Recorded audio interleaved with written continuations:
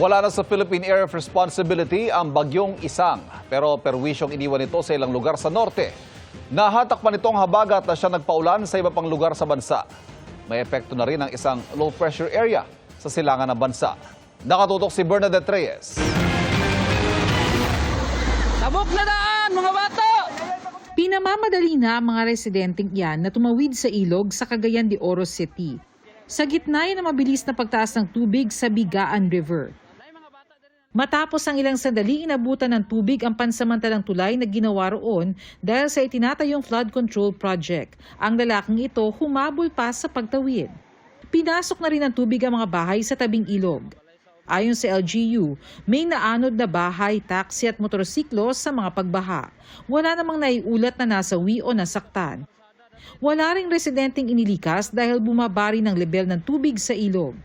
Sa Makilala, Cotabato, hirap makatsyempo ng tawid ang mga motoristang yan sa kalsadang nalubog dahil sa umapaw na tubig sa spillway. Maliit nila ang culvert sa daan kaya mabilis umapaw ang tubig tuwing umuulan. Umapaw na rin ang tubig sa spillway sa isang barangay sa bayan ng Lebak, Sultan Kudarat. Pinangangambahan ng mga residente ang pagbaha kung magtutuloy ang pagtaas ng tubig. Ang mga pag-uulan sa malaking bahagi ng Mindanao ay dala ng habagat ayon sa Pag-asa. Pero ang nagpaulan sa Davao Oriental ay trough o buntot ng isang binabantayang low pressure area sa silangan ng bansa ayon din sa Pag-asa. Sa bayan ng Governor Generoso, mabilis na tumaas ang baha. Nagkumahog ang mga residente na lumikas. Sa ilang lugar, aabot sa hanggang baywang ang baha. Nagsagawa na ang MDRMO ng rescue operation sa mga apektadong residente. Nag-iwan naman ng ilang pinsala sa norte ang bagyong Isang. Sa Etiaga, Isabela, hinahanap pa ang isang babaeng hinihinalang nalunod sa ilog. Nahulog kasi roon ang sinasakyan nitong tricycle kahapon sa kasagsagan ng masamang panahon. Ligtas naman ang dalawang kasama niya na mangyari ang aksidente.